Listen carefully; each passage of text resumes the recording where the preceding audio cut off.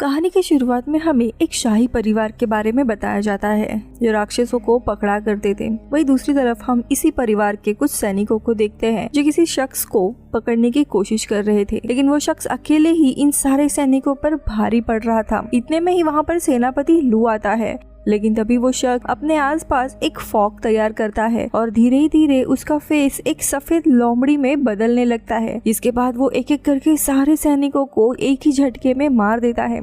अब सेनापति उस फॉग के अंदर उससे लड़ने के लिए जाते हैं, लेकिन तब तक देर हो चुकी थी। वो लोमड़ी वहाँ से जा चुकी थी। अब ये काफी बड़ी घटना थी, इसीलिए सेनापति इसकी खबर उनके मेन लीडर यानी शाही रात्रि गश्ती यानी यानली के पास जाते हैं और उन्हें सारी चीजें बता देते हैं। अब यानली को भी इसकी तहकीकात करनी थी, इसीलिए वो पश्चिम दिशा के ओर चला जाता है जहाँ पे सिंगोरा इस राज्य की हुकूमत है। यानली जब वहाँ पहुँचता है तब उसे पता चलता है कि शाही घराने के 9 लोग और मंत्रियों में से 10 लोगों की मौत हो गई है और इन सारे लोगों की मौत शरीर से बहुत ही ज्यादा खून बहने के कारण हुआ है, लेकिन फिर भी उनके शरीर पर एक भी खरोच का निशान नहीं था और ना ही क्राइम सीन पर कोई खून का निशान था।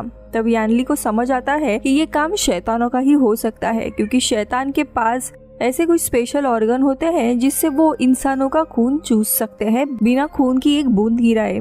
अब आगे यानली बंजारा कस्बे के ओर जाता है जहाँ पे ये सारे शैतान रहा करते थे, लेकिन इस कस्बे के शैतान इंसानों की तरह ही दिखते थे और इनका नेचर भी काफी अच्छा था। यानली के पास एक शाही बैच होता है जिससे वो कुछ तरंगे पैदा करता है, लेकिन तभी सफेद कपड़े पहने हुए एक लड़की वहाँ पे आ जाती है जिसका नाम यू होता है और वो यानली का बैच छीन कर भागने लगती है। अब यानली उसका पीछा करते हुए कस्बे के मुखिया के पास पहुंच जाता है। अब मुखिया यू के उस बर्ताव के लिए उससे माफी मांगता है और यानली को उसका बैच वापस लौटाता है। अब वो अपने यहाँ पे आने का कारण बताता है, इसीलिए मुखिया उसे यू के ही अंकल जियो नाम के एक बुजुर्ग के पास भेजती है। अब यू और यानली दोनों भी अंकल जुओ के पास आते हैं और यानली जुओ को एक पोतली देता है जिसमें कुछ बाल होते हैं। अब उसकी तहकीकात करने पर अंकल बताते हैं कि ये दरअसल लोमड़ी के बाल हैं। अब यानली आगे की तहकीकात करने के लिए वापस महल लौट आता है जहाँ पे उसे पता चलता है कि सम्राट ने अभी उसे ये केस सॉल्व करने के लिए 2 दिन की मोहलत दी है। जिसके बाद यानली राज्य के मेन मंत्री से मिलता है और उन्हें सफेद लोमड़ी के बारे में बताता है। तब वो मंत्री बताते हैं कि करीब करीब 20 साल पहले महाराज की पत्नी यानी महारानी डोगोर और राजा की एक दासी जिसका नाम शीनू था, दोनों भी राजा के बच्चे से गर्भवती थे।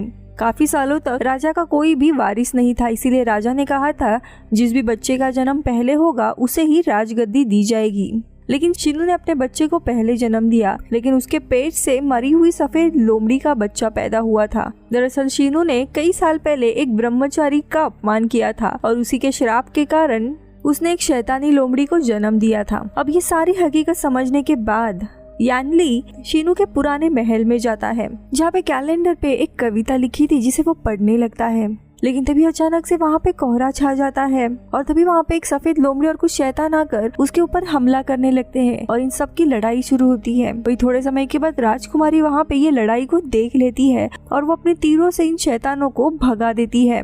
अब यानली के तहकीकात में वो भी शामिल होती है और ये दोनों भी वापस शैतानी कस्बे में चले जाते हैं।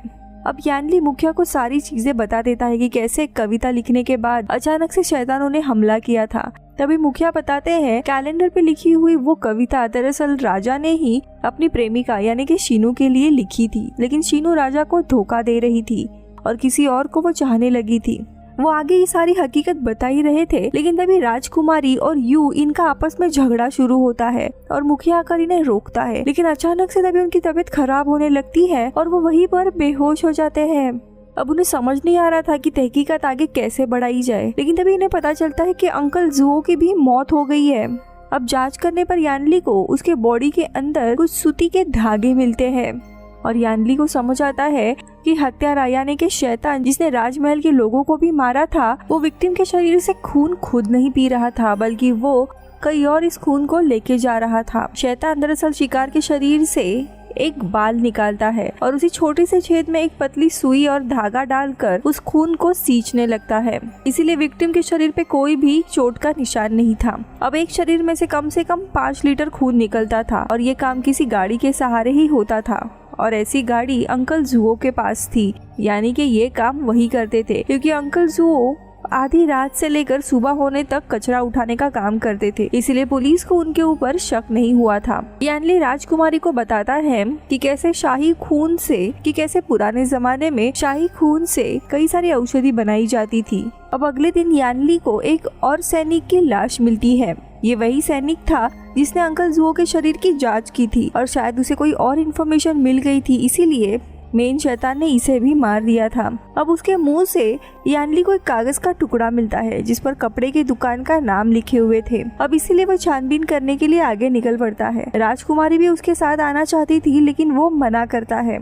अब यानली सफर पे चल पड़ता है, लेकिन थोड़ी समय जाने के बाद उसके ऊपर काफी सारे शैतानों का हमला होता है। वो ज्यादा होने के कारण वो उनका सामना नहीं कर पाता, लेकिन तभी वहाँ पे यू आ जाती है और यानली की मदद करने के लिए शैतानों से लड़ती है, लेकिन इनके बचने का कोई भी चांस नहीं था।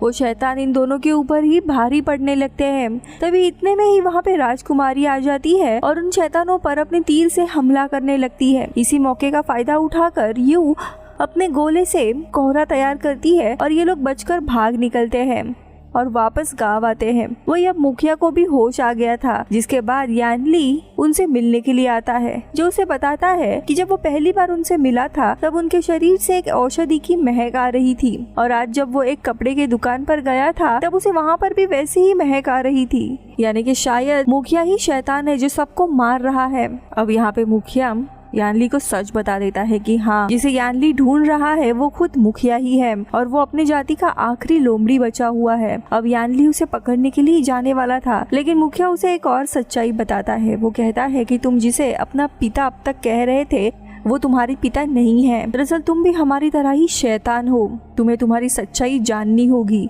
अब ये सुनकर यानली बहुत ही ज्यादा डिस्टर्ब हो जाता है और भागते हुए वापस महल आता है और यहाँ पे अपने सलाहकार से सारी सच्चाई बताने को कहता है। सलाहकार पहले तो कुछ भी नहीं बताता, लेकिन यानली के शैतान होने की बात जब सामने आती है तब वो उसे उसकी सच्चाई बता देता है। वो कहता है कि दरअसल 24 साल पहले शीनू राजा की प्रेमिका, यानी जब शीनू गर्भवती थी तब सम्राट को शीनू को सफेद लोमड़ी का मांस खिलाना था, इसीलिए वो शिकार करने के लिए चले गए थे, लेकिन जंगल में वो मुसीबत में फंस गए थे और तभी पास ही के गांव वाले उनकी रक्षा करने के लिए उन्हें अपने पास लेकर गए थे और उनका उपचार किया।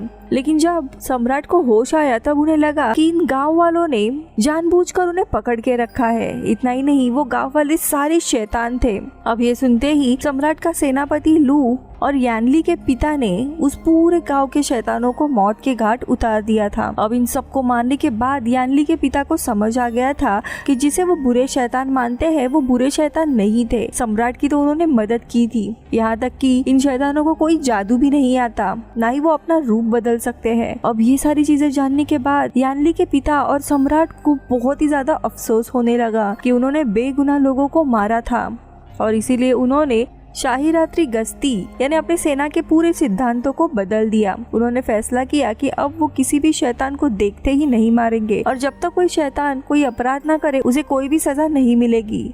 लेकिन यानली के पिता इस पूरे सदमे में चले गए थे कि उन्होंने पूरे गांव के लोगों को मार दिया और इसीलिए एक दिन जब उसी कस्बे के पास से वो गुजर रहे थे तब उन्हें एक छोटा बच्चा मिला था जो कि खुद यानली ही था और इसी पश्चाताप के कारण उन्होंने इस बच्चे को गोद लिया। गांव में वापस आने के बाद सबको बता दिया था कि उन्होंने किसी लड़की से शादी की थी और उसी से ये बच्चा हुआ है, यानी कि इस बच्चे की सारी सच्चाई छुपा दी, क्योंकि तभी भी लोग शैतानों को अपनाते नहीं थे। आगे सलाहकार ये भी बताते हैं कि सैकड़ों सालों पहले एक उल्कापिंड पास के ही पहाड़ के बीचों बीच में गिरा था, जिसके चलते काफी सारे कस्बे तबाह हो गए थे और वहाँ के जो बचे हुए लोग थे वो भूखमारी का शिकार हो गए थे और इसी के चलते उन्हें कोई भी इंसान आसपास जाते हुए दिखता था तो वो उसे मारकर उसका खून पीने लगे थे। ऐसे ही कई सालों तक चलने के बाद वो सभी लोग शैतान बन गए और इन्हीं से बचने के लिए शाही रात्रि गश्ती यानी इस सेना को बनाया गया था और उनकी तलवार भी उसी उल्कापिंड की देन है। वही दूसरी जगह हम शैतानी कस्बे को देखते हैं जहाँ पे सभी लोग नए साल की खुशियां मना रहे थे, लेकिन तभी वहाँ पे यानली आ जाता है और उसे अब मुखिया की सफेद लोमड़ी की सच्चाई भी पता चल गई थी कि उसने ही यानली को जहर वाला खाना खिलाकर मारने की कोशिश की थी। लेकिन जब उसका ये प्लान काम नहीं किया तब उसने अंकल झाओ को मरवा कर उसे डराने की कोशिश की थी ताकि यानली इस कस्बे को छोड़ के चला जाए अब यहाँ पे मुखिया अपना असली प्लान रिवील करता है। वो बताता है कि सालों पहले जो भी हुआ वो उसे पसंद नहीं आया था और इसीलिए वो राज परिवार से इसका बदला लेना चाहता था। आगे वो बताता है कि उसने एक खास औषधि तैयार की है जिससे नॉर्मल इंसान के अंदर के जानवर भी जागकर वो शैतान बन जाएंगे ताकि वो शाही खानदान से बदला ले सके। और ये औषधि उसने नए साल के दावत में मिला दी थी, जिसके कारण इस कस्बे के जो नॉर्मल शैतान थे वो भी अब काफी भयानक रूप में बदलने लगते हैं। हम देखते हैं यहाँ पे सारे लोगों का ट्रांसफॉर्मेशन होने लगता है और वो पूरे बेकाबू होने लगते हैं। लेकिन ये सब कुछ देखकर यान ली अपने बैट से दोबारा कुछ तरंगे पैदा करता है जिससे ये सभी लोग धीरे धीरे नॉर्मल होने लगते हैं। अब मुखिया ये देख यानली को रोकता है जिस वजह से यानली घायल हो जाता है। अब इनका ये सब कुछ चल ही रहा था, तभी अचानक से यहाँ पे सेनापति लाऊ और उसके सैनिक आ जाते हैं और इन शैतानों को एक एक करके मारने लगते हैं।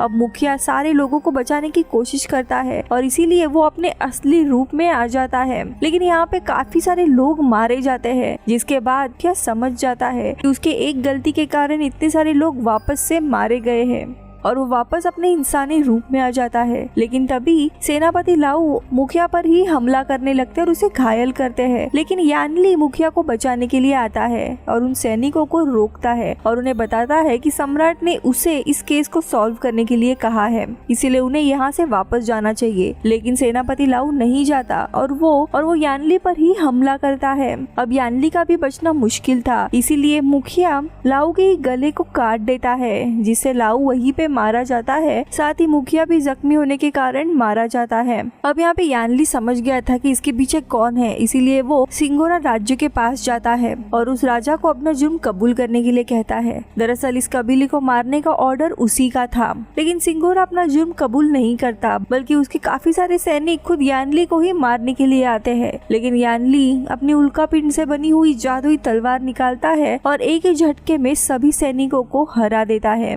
इसके बाद कहानी के अंत में यानली सम्राट और राजमाता के दरबार जाता है और इस केस की सारी डिटेल्स वो उन्हें बता देता है और इसी के साथ ये कहानी इधर खत्म होती है। मैं मिलती हूँ अगले वीडियो में, तब तक के लिए बाय।